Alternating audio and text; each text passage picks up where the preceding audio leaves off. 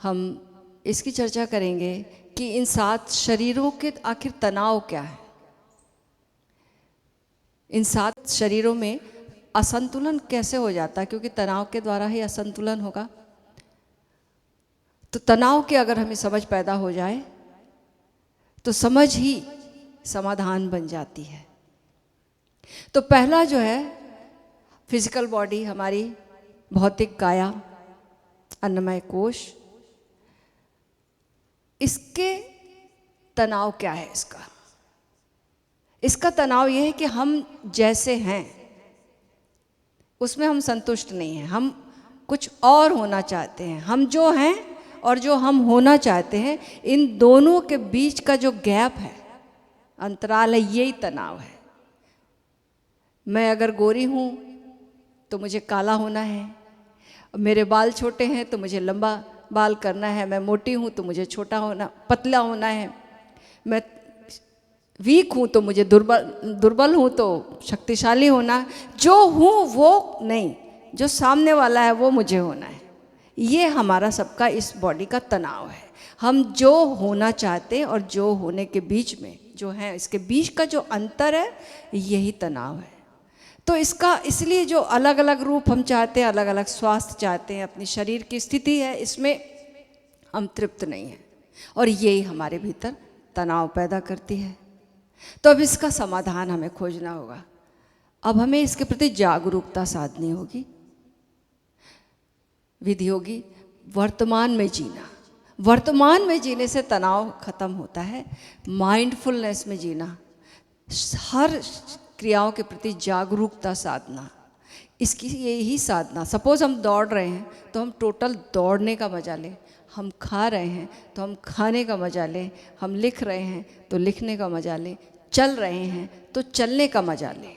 जब हम जो भी काम, जो भी गतिविधि अपनी टोटलिटी में करते तो ये एक संतुष्टि लाती है इस शरीर में, और ये सारा जो अनुभव है एक संतोष का अनुभव बनता है, और ये अनुभव इस शरीर की तनाव को विलीन करता है। परिणाम आएगा एक सकारात्मक और कल्याण का अनुभव होगा हमारे भीतर, एक मंगल, एक गुडनेस की फीलिंग होगी।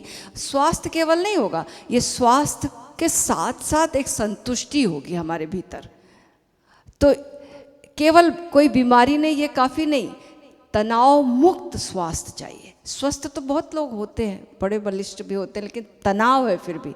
तो इससे मुक्त जो है उसके होने का मजा लेते हुए हम ये जीवन को जीने लगते हैं फिर। तो ये स्थूल शरीर का तनाव, जो भी करना है इसी शरीर में पकड़ में आता है। 7 शरीर के तनाव की बात होगी, लेकिन हम 7 शरीर में तो हम देखते नहीं है 7 शरीर को। विजिबल जो है, हम जो जीते हैं, जो हमारी पकड़ में जो आता है, वो पहला तो पूरा काम पहला इसी पर होगा। तो राइट माइंडफुलनेस हम जीते हैं, जो भी करते हैं, कर रहे हैं उसका ख्याल, और करने वाले का, सुन रहे हैं उसका, और जो सुन रहा है, संगीत का और श्रोता का। मतलब राइट माइंडफुलनेस में जीना, जो कर रहे हैं उसका मजा लेना, वर्तमान में जीना, भविष्य और पास्ट की, क्योंकि पास्ट में और भविष्य में ही तुलना है। वर्तमान में क्या तुलना होगी? वर्तमान में कोई तुलना नहीं है। जब हम टोटल होते तो वहाँ कोई तुलना नहीं होती। तो ये जीवन का समाधान है। इसका परिणाम फिर आ जाता है, हम सकारात्मक एक अपने आप को मंगल स्थिति में महसूस करते हैं, अपने होने का मजा लेते हैं। ये जीवन हमें ये इस जो उपहार मिला है, इसको हम ठीक से इसका उपयोग करते हैं। फिर दूसरा हमारा भावनात्मक शरीर है, कह लो कि केमिकल बॉडी, भावनात्मक शरीर। तो इसमें इसका तनाव क्या है?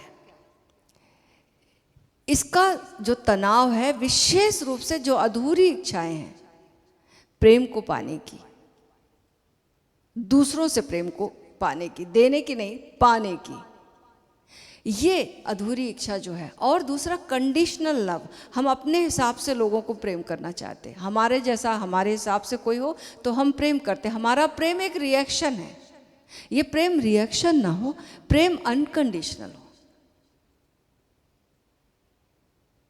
मेरे हिसाब से कोई हो तब मैं उसे प्रेम करूं, ये बात नहीं।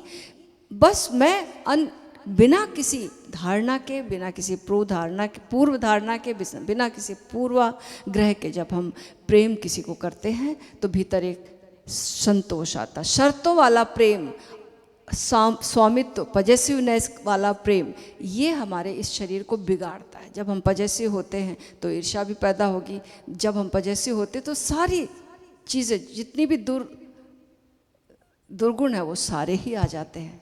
तो बिना शर्त का, अनकंडीशनल, पजेसिवनेस ना हो, ऐसा प्रेम, और ये प्रेम वैसा हो कि ये मेरे भाव दशा बन जाए, ये मेरे मेंटल स्टेट, भाव की दशा बन जाए। ये किसी कारण से नहीं, मैं जब अकेले हूँ, आप जब अकेले हो आपके कमरे में, तो आप प्रेम पूर्ण हो बिना किसी वजह के। ऐसा प्रेम जब घटित होता है तब इस शरीर में एक आनंद का अनुभव होता है। ये बिना शर्त वाला प्रेम एक निरंतर जब प्रेम की स्थिति बन जाती है तो हमारे भीतर एक संतुलन पैदा होता है, एक संतुलित व्यक्तित्व हमारा होता है और यहाँ का तनाव विदा हो गया। ये समझ काम देगी, ये समझ काम देगी।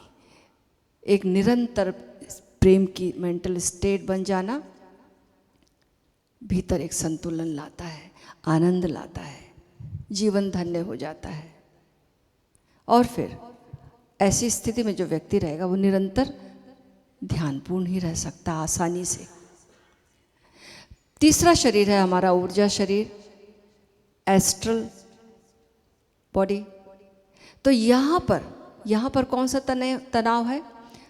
पूर्व जन्म के जो संचित हम कर्म बंध लेकर आते हैं, पिछले जन्मों की जो वासनाएं हैं जो पूरी नहीं हुई हैं, उनको जो हम लेकर आए हैं, वो जो लालसाएं हैं वो पूरी नहीं हुई हैं, वो कारण बनती हैं इस शरीर के तनाव का, सूक्ष्म शरीर के तनाव का। इसको हमें समझना होगा। हमारे भीतर एक बहुत ही गहन लालसा है, कोई किसी की कुछ है, किसी की कुछ है, किसी की कुछ है, सबका एक वीक पॉइंट होता है, एक गहरी लालसा होती, पता भी नहीं होता, समझ में भी आता, फिर भी होती है। तो इसको हमें देखना है, हमारे भीतर ये लालसा क्यों है, ये एम्बिशन क्यों है, ये वासना क्यों है ज़बरदस्त, सब कुछ करते हुए लेकिन ये यही जीतती है बार बार। ऐसी कोई एक चीज़ होती है जो हमारे तनाव का, ये पिछले जन्म का कारण है, जो कि अतृप्त अधूरी वासना है जो पूरी नहीं हो पाई है, ये तनाव पैदा कर रही, वो कर्म बंध हम लेकर आए हैं। तो इसको समझना होगा। इसको जब हम समझेंगे तब हमें इसका समाधान मिलेगा। सभी इच्छाओं का बिना विरोध के स्वीकार करना है, एक्सेप्टेंस। जब हम स्वीकार करते हैं, स्वीकार भाव हमारा तनाव कम कर देता है, स्वीकार भाव हमें तनाव विहीन कर देता है, हमारे एस्ट्रल बोझ को सहज रूप से हमें मुक्त कर देता है। और परिणाम क्या आता है? फिर इच्छाओं की पकड़ अपने आप ढीली होने लगती, क्योंकि जब हम एक्सेप्ट करते हैं तो एक समझ विकसित होती है और इच्छाओं की पकड़ अपने आप ढीली होने लगती है और जीवन में एक हल्कापन और स्वतंत्रता का अनुभव होता है। निश्चित रूप से जब तक हम इच्छाओं की गिरफ्त में हैं तो हम परतंत्र अनुभव करेंगे, और एक परतंत्र आदमी कितना खुश रह सकता है, कितना आनंदित रह सकता है। एक स्वतंत्रता हमें आनंद का बोध देगी, और ये स्वतंत्रता और ये हल्कापन तभी आएगा जब हम अपनी इच्छाओं को समझें, अपनी महत्वाकांक्षाओं को देखें, समझें और इसको स्वीकार करें। ये तथाता भाव परिवर्तित कर देता है। फिर अगला जो हमारा शरीर है वो मेंटल बॉडी है, हमारा मानसिक शरीर जो है, इसका जो तनाव है, अब विरोधाभासी जो विचार है, दो विपरीत विचार जो है, ये एक भ्रम की स्थिति पैदा करते हैं। एक हिस्सा कुछ सोच रहा है मस्तिष्क का, एक हिस्सा कुछ सोच रहा है, कुछ एक विचार कुछ कह रहा है, दूसरा विचार कुछ कह रहा है। ये परस्पर जो विरोधी विचार है, ये जो भ्रम की स्थिति पैदा करते हैं, जो हमारे परस्पर विरोधी धारणाएं हैं और जो मान्यताएं हैं, विश्वास हैं, ये आपस में विरोधी हैं। तो एक जो भ्रम पैदा किया, यही इसका तनाव है, ये मानसिक तनाव को बढ़ाती है। अब विचारों से पहचान करना है, विचारों को देखना है। विचारों को देखने से समाधान मिलता है। इसकी विधि होगी चॉइसलेस अवेयरनेस।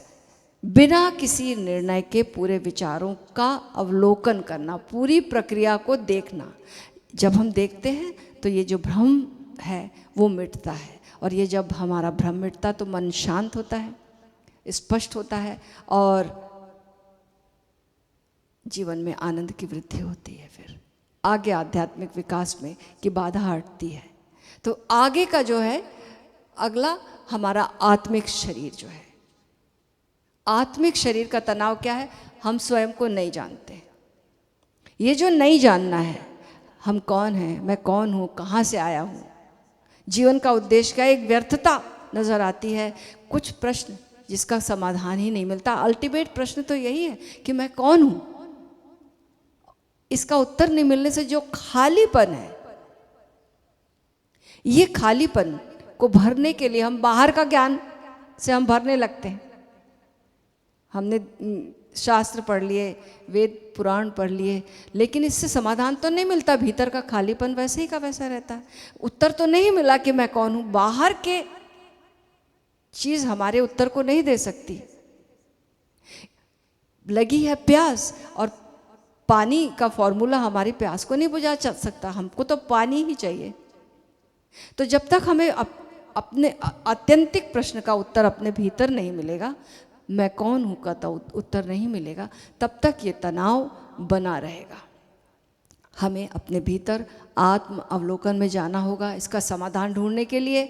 और अब स्वयं ये जो जागरूकता बाहर खोजने में लगी है, दूसरों को जानने में लगी है, इस जागरूकता को लौटाएंगे, स्वयं के प्रति स्वयं को जानने में लगाएंगे, तब हम आत्मज्ञान की ओर कदम बढ़ाते हैं। और एक दिन जब ये उत्तर मिलता है अपने अस्तित्व का, मैं कौन हूँ का उत्तर मिलता है, तो भीतर एक सच्चिदानंद की अनुभूति होती है, और यहाँ का इस तल पर हम आनंदित होते हैं। फिर एक ये तनाव विदा हुआ। इसके बाद अगला जो है वो हमारा ब्रह्म काया। अब यहाँ पर इसका तनाव क्या है? व्यक्तिगत होने का जो एहसास है वो अपने को समष्टि से अलग करता। पहले मैं कौन हूँ इसका तो उत्तर मिल गया, मैं उस विराट का अंश हूँ, ये उत्तर मिल गया। लेकिन अभी हूँ तो बचा, मैं तो मिट गया, लेकिन ये जो हूँ की अस्मिता जो बची है ये भी तनाव दे रही है। अपने आप को अस्मिता के रूप में अलग समझना ये तनाव बनाए रखता है। तो इसके लिए ये जो सर्व है इसमें अपने आप को विलीन कर देना।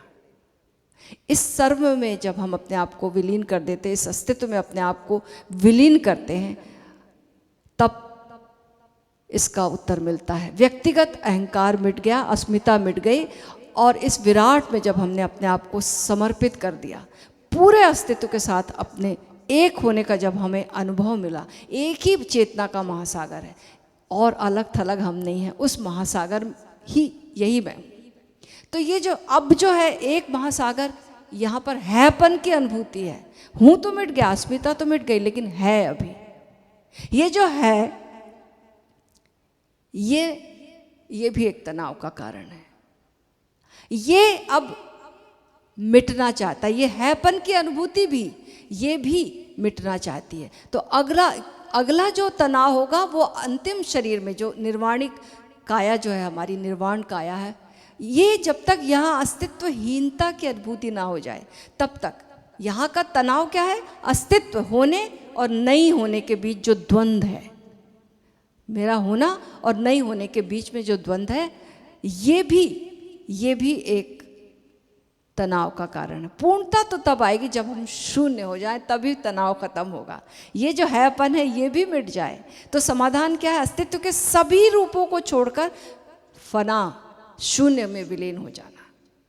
जब तक हम शून्य में विलीन नहीं होंगे, तब तक अहंकार एक एक तल पर बना रहेगा। तो अल्टीमेटली हमें शून्य होने की तैयारी, मिटने की तैयारी जब तक ना हो, तब तक ये बात नहीं घटेगी। तो शून्यता में विलीन हो जाना इसका समाधान है। और संपूर्णता में जब हम विलीन हो जाते हैं, ये संपूर्णता में, नथिंगनेस में जब विलीन हो जाते हैं, तो ये नथिंगनेस ही पूर्ण है। ये नथिंगनेस ही, ये शून्यता ही पूर्णता है। इसलिए हम गा रहे थे ना, मैं ही चांद तारों का नूर हूँ, मैं ही रोशनी की बहार हूँ, मेरा पार कोई ना पा सका। मैं अनंत हूँ, मैं अपार हूँ। मैं अनंत हूँ, मैं अपार हूँ। अहम ब्रह्मास्मि तत्त्वमसि। हरिओम तत्सत।